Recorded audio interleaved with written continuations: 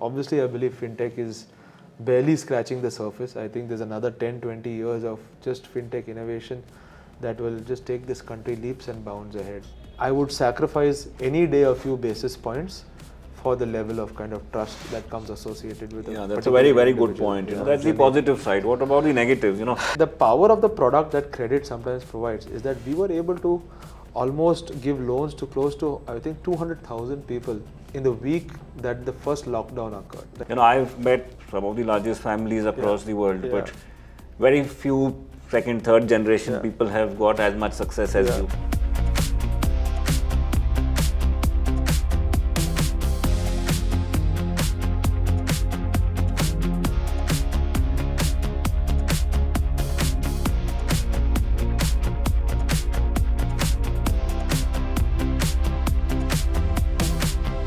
Hi guys, welcome to the latest episode of Money Confessions by GoalTeller. Today we have an extremely exciting gentleman with us, Gaurav Hinduja, who has been an entrepreneur for the last 10-11 years and a very great one at that, and one of the few founders who, despite a very illustrious background, has been able to come out of those shadows and actually run the distance. So welcome, Gaurav. Thank you, Vivek. Thanks for having me here. Yes, pleasure's all ours. And so Gaurav, I think quickly, could you give us a quick brief about your entrepreneurial journey? It's been, I think, 11 or 12 years. No, actually not that long. Oh, okay. My entrepreneurial journey first started when I was part of the family business, which was GoalTeller Exports, as you know. That started from 2004 to 2010, where I spent about 6 years in the family business, running business development, operations, etc. We sold that business to Blackstone in 2010, which is when I exited. I went to business school at Stanford, met my co-founder there, Shashank. Long story short, we came back to India 2014 and really wanted to disrupt the digital lending space in India. Don't ask me why lending. It was just one of those industries that we felt that didn't have much of technology inbuilt into it. And we got an NBFC license in 2014. It's been a very interesting journey. Lots of ups, lots of downs. The highs have been very high, the lows have been very low, but I wouldn't have it any other way. Right. And so you've been a Stanford graduate, I think, arguably the best B school in the world. So, how do you think Stanford actually helped you in this journey of axio? So I'm not honestly a big believer of academics. I think you need basic hygiene in terms of academics, and it's good to kind of get and check those boxes. But where a school like Stanford, or for that matter any of the good MBAs or the IITs or etc., right? I think what they really help is the networks.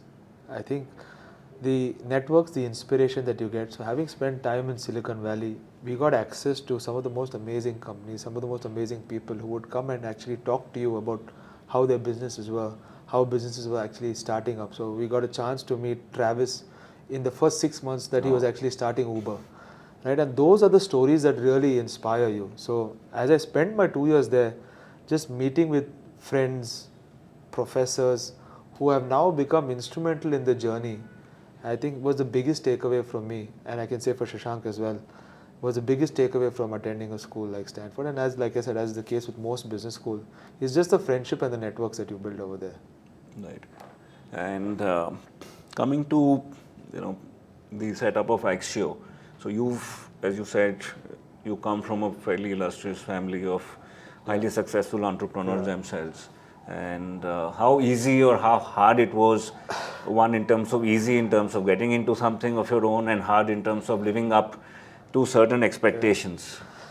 So I'll say I've been very lucky, right? Having been part of an entrepreneurial family, I had two things going for me, right? One is obviously there is a bit of a financial backing that is there, right? A safety net, if you will. Which allowed me to go to Stanford, which allowed me to come back and start this business and not having to worry about day-to-day sustenance, not having to worry about what would life look like in case the startup didn't do well. So in that sense, the safety net was very, very good. Now, some people can think a safety net makes you lethargic, but I think the safety net actually pushed me to not only be successful at the startup that I was doing, but in some ways use that platform to be far more successful, or at least try to be far more successful than the family business ever was, right? Because that was a great stepping stone. And in some ways, the onus and responsibility on me was to further that platform, right? Was to do what I can do to build a far better, bigger, and more valuable business than my father and my uncles had ever built. And the second thing is that they were an inspiration for me, right? Because I had the opportunity to learn firsthand what it was to build a business. A lot of people, again, don't have that privilege, but I could see my father, my uncles, my cousins, how they would actually run the day-to-day business. And that served as a real inspiration in terms of how I would take decisions, how I would kind of decide what business line we would get into, how to deal with tough times, right? So the combination of having the safety net as well as the combination of having mentors really was, I think, a blessing that helped me on my entrepreneurial That's the journey. positive side. What about the negatives? The fact that negative. you've got one is the burden of expectations. Yeah. I've met some of the largest families across the world, but very few second, third generation people have got as much success as you. Most people, petter out in the middle, thinking, okay, we've got something with us, who will take all this headache.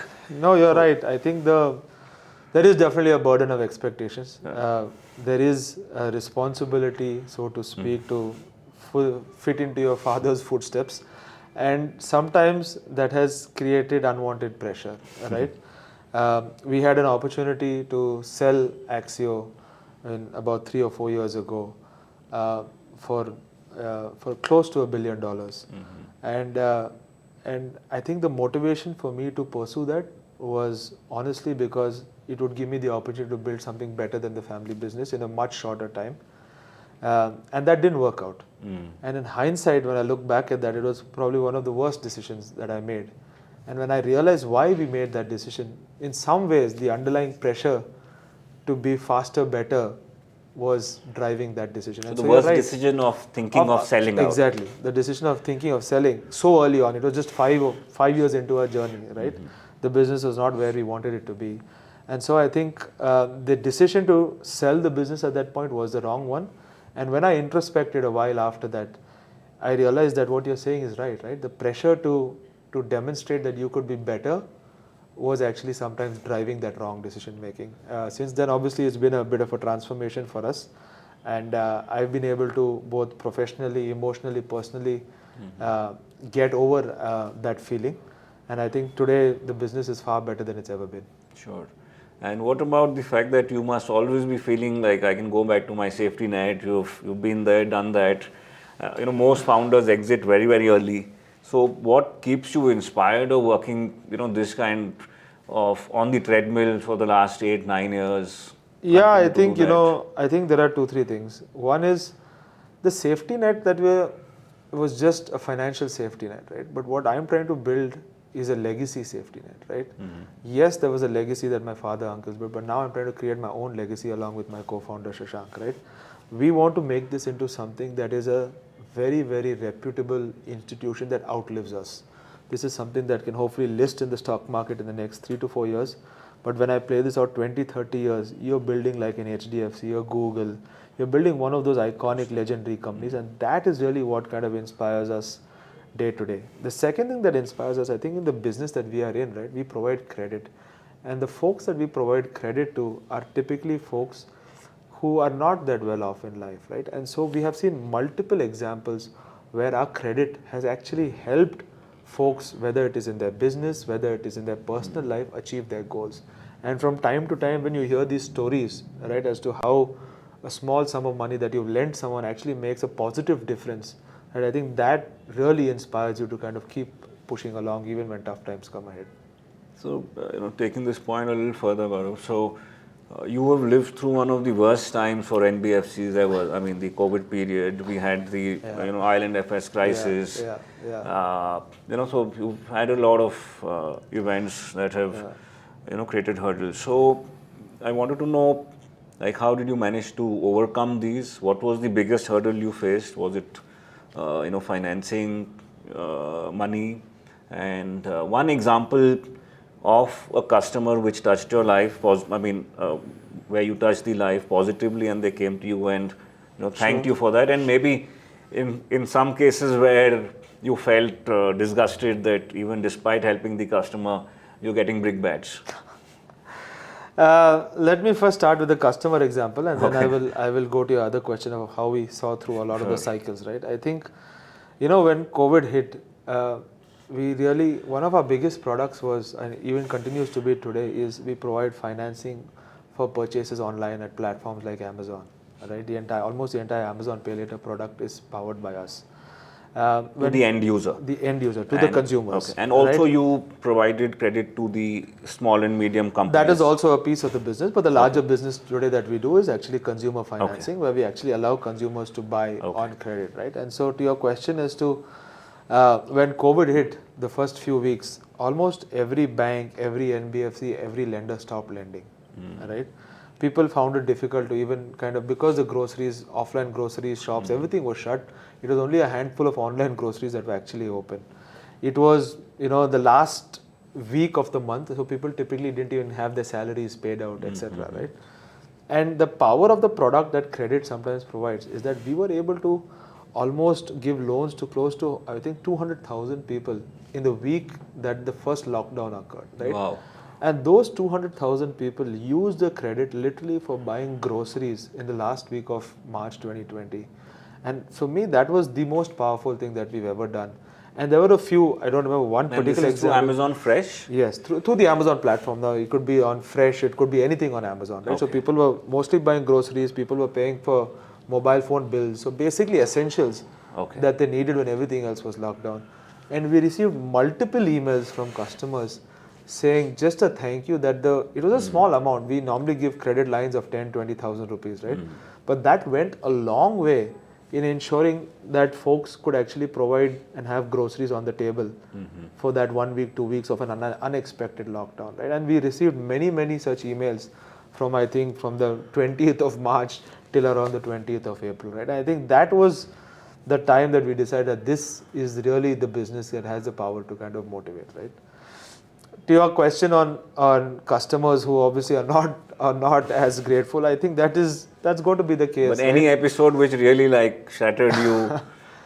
No, I don't think so, right? I think they're all learning experiences, because most of the feedback that we get is on how we can improve our service, right? I think at times we have obviously we need to really up our game when it comes to how we service the customers, how we can upgrade the lines or downgrade the lines as the need may be. And obviously sometimes customers are not satisfied. It is a lending business, so collections is at the heart of what we do. If I don't collect well, I am not a good company, right? That is just the motto that is our main hypothesis or belief as a company. And so when you do collections, obviously people sometimes don't like when you do collections, even though you follow everything that the RBI says in terms of protocol of doing collections. People don't like it when you call them up and say, hey, can you please make sure you return the money by so and so date. So I think that's just a fact of this business. But do you say only please? Because that's we see a lot of horror stories with Bajaj Finance. It's become a meme. So I won't comment on Bajaj Finance, but I will say this, that to be a credible lender, you have to have the ability to collect, right? And to collect well, you have to follow what's allowed in the law. So we don't call people at insane hours. We don't scrape their contacts books. We don't do that. But we are also not going to take it lightly if people don't pay back our money, right? We follow the protocols. We do legal cases if we need to, because we are here to serve the 98% of people who are actually good and pay back on time. Yes, the 2% are going to struggle and are not going to pay back, and we can try and do what we want and we can to help them. But at the same time, we are a very strict lender, and we need to ensure that we follow all the right protocols and follow all the right collections that we need to make sure the business runs percentage of people who do not pay, to which, how much percentage is people without the intent to pay versus the capacity to pay? So, most of the stuff that we see is actually capacity. The reason I say that, because I think our underwriting models have done a good job of eliminating fraud upfront. Okay. There is obviously a lot of fraud. It's amazing the level of fraud that happens in India, right? And the creativeness that which people Any example, I think, just... one of our underwriting models actually take into account your transaction history, etc. on commerce platforms. And so we have actually seen people be able to game their commerce transactions to be able to get a loan of even 20,000 rupees, right? So they would go back 6 months and create fake transactions just to be able to get an increased line from us 6 months later. Wow. So we have seen amazing level of And is there any way the algo can then live up to? I mean, algo Gauging that. can only learn, right? You have to see some level of this, and then it learns over time, right? Right. So there's no other foolproof way of doing this. But I think over time we have ensured that there's very, very little fraud that actually creeps into our system. Any lenders landing up at your doorstep? Lenders? Or Any borrowers, sorry. No, thankfully not. Thankfully not, right? We sometimes land up at their doorstep, but none of them land up at our doorstep, Okay, right? sure. We try to be obviously as fair as possible. Right. To our customers, but it is the nature of lending, right? That we have to kind of make sure we do collections in the right way. And what's the non-performing assets? So I'm actually proud to say that we are probably amongst the lowest in the industry today. So our non-performing assets have been sub 2% for the better part of the last 2-3 years. Wow, that's in COVID times. Yes, COVID times. And to your point earlier, you asked me a question on cycles, right? I think digital lending, and probably for that matter, lending in India over the last 4 years has seen like multiple black swan events, right? Yes. We started with the ILFS crisis, or before ILFS there was demon, there was implementation of GST, there was the ILFS crisis, and there was COVID, right? So if you have survived all those four, it's only good times from here on, and that's exactly what we are seeing right now, right? While rest of the world, US, Europe are almost getting into a recession, India seems to be on a good trajectory economically, and even credit seems to be, obviously the uptake is good, bank credit is probably the NPAs are the lowest it's ever been, right? So I think the next 3-4 years is a great cycle from an economic perspective as well as from a credit cycle perspective. So all the hard work will possibly get It's paid already off. starting to pay off, right? It's already starting to pay off. And I think the other thing that we've seen in digital lending over the last year and a half is the RBI has obviously taken right steps to kind of make sure that regulation plays out the way it should play out. I think the industry has now kind of come together to make sure that only regulated players can do products and conduct business in the right way. And we've always been a regulated player from day one. So that's another kind of tailwind that's been really helping us over the last couple of years. Gaurav, coming to another point, like you and Shashank are co-founders. Again, very few companies I see where the co-founders continue to coexist over such long periods of time. So what's the secret of that? Boss, it's a marriage. I spend more time with Shashank than I spend with my wife. It's the honest truth, right?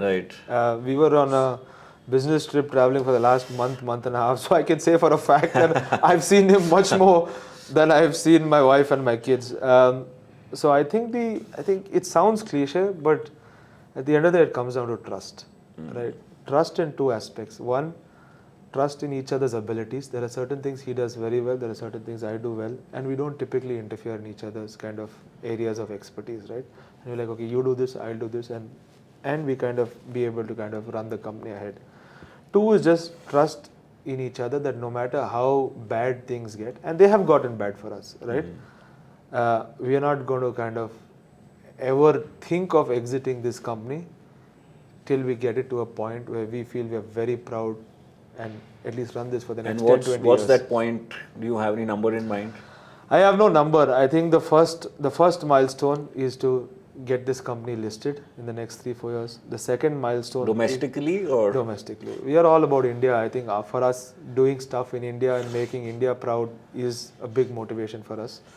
I think the second milestone for us is at some point, hopefully becoming a bank, if we can ever get there. And the third milestone is, like I said, create an institution that can outlive us. Now, what Which that I looks think like, already you're there. No, I think we're very far away. I think we're very, very far away. I think that's being modest, but... No, I think, thank you, but I think we're very far away from that. Okay. So, Gaurav, now coming to COVID, especially in terms of your asset liabilities, and you got this sudden demand of people wanting credit. How did you manage to meet this demand? You know, it was a very tough time. As you can recall, the RBI had told NBFC that, you know, customers are allowed to not repay us, but we had to repay all our lenders, Correct. right? So creating a big liquidity mismatch, so to speak. I think we took 3 hard decisions. One was to reduce the scope of the business. So we had to really trim down many products that we were doing. Entering COVID, we were doing like 15 products. SME, consumer, a whole bunch of stuff. Starting of COVID, we said, okay, we're going to double down on the consumer business. It has great potential. It was growing well. So we said, let's conserve our resources and really double down on this one kind of product. The second thing that we did is obviously we went to all our banks, all our HNIs who have been lenders to us, and they were lending to us for the last few years, and said, okay, this is going to be a tough time, but our asset quality is good, right? Trust us and kind of just support us enough to get to the next point. And luckily, most of them did, right? And the third thing is, I think we just got the team to band together, right? We didn't do any layoffs. We didn't do any of that stuff during COVID. We in fact paid salaries much earlier than time so that people would again have enough liquidity in their pockets. But we just got the company together and said the next 3 months, 6 months is going to be hell. And if we all kind of just pull together, we'll kind of make it through. And that's literally exactly what happened. Interesting. Now, Gaurav, coming to, I think you mentioned that the NPA levels are very low, and most of these are due to capacity, not of intent. Most people's perception is that people do not want to pay. So, do you think the Indian consumer that way is a much better? That's not true. I think while there is fraud and intent issues in this country, I think as a lender, if you do a good job of weeding that out, the problem then really comes in how good you are in assessing people's ability, right? And it is our job as a lender to make sure that the loan that we give them doesn't overburden them, right? So what we do is we calculate what we feel is the net disposable income of an individual, and the credit we give them is a function of that, right?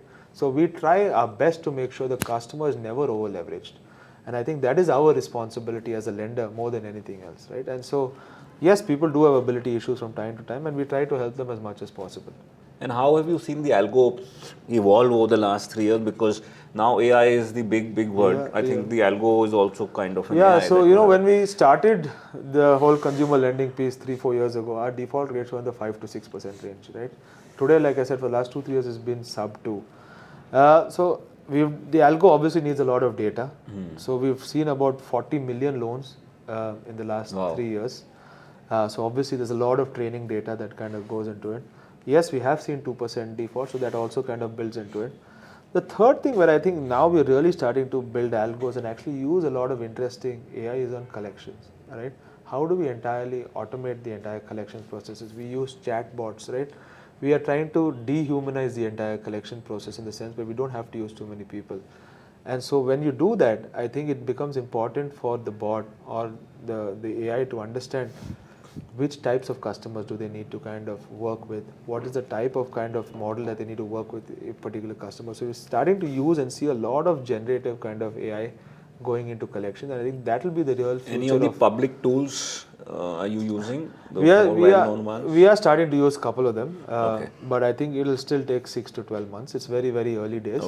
But if I were to kind of crystal ball this over the next 12 months, I would say the biggest use case of AI in lending is going to be in collections. Okay. So basically follow up with the users and all that can happen smartly. automatically. Yes. Right, interesting. And now Gaurav, coming to the subject of our podcast series, which is Money Confessions.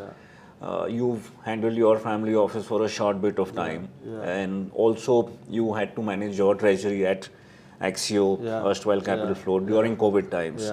So, what's the biggest money confession that you have to make? I'm a very risk-averse individual.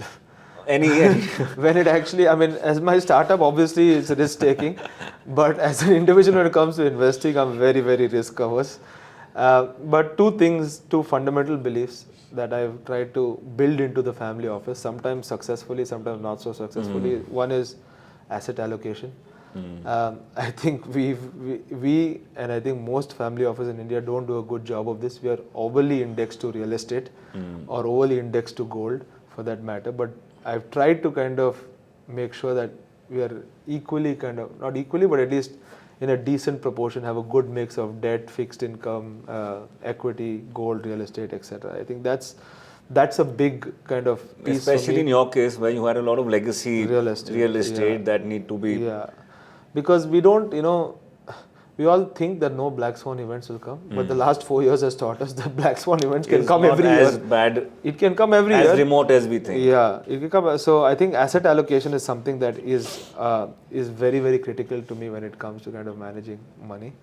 And I think then again sounds cliche, but going after recognized names, whether it is on the stock market in terms of blue chip stocks, whether it is in terms of just commercial papers that you would get, whether it is in terms of advisors, I think the trust that comes with a certain reputation, right, is inbuilt into financial services. And I would sacrifice any day a few basis points for the level of kind of trust that comes associated with it. Yeah, that's a very, very good point. In the pursuit of that extra return, people, risk their capital. Yeah, you will end up burning yourself if you're very short-sighted in these kind of things. And we have, right? These are all learnings. It's easy for me to say. We have, right? We've seen what the NSCL commodity exchange did to a whole bunch of people, right? So greed is not always good. Yeah. And Gaurav, I think you are fairly well entrenched in the startup ecosystem with some investment from your family office yourself. Yeah. Any particular tips, any good successes that you've had as an investor in the startup fraternity, and what do you look at while you evaluate someone? Because you're in those shoes, so no one better than you to evaluate another fellow entrepreneur. I think two things. Right? I think success is yet to play out in some of my personal investments. It's a few investments, but I think it's a long way off from kind of playing off. But the two things, which is not very different from what any venture capitalist would also kind of see, right? One is just the size of the market or the size of the problem that is trying to be addressed, right?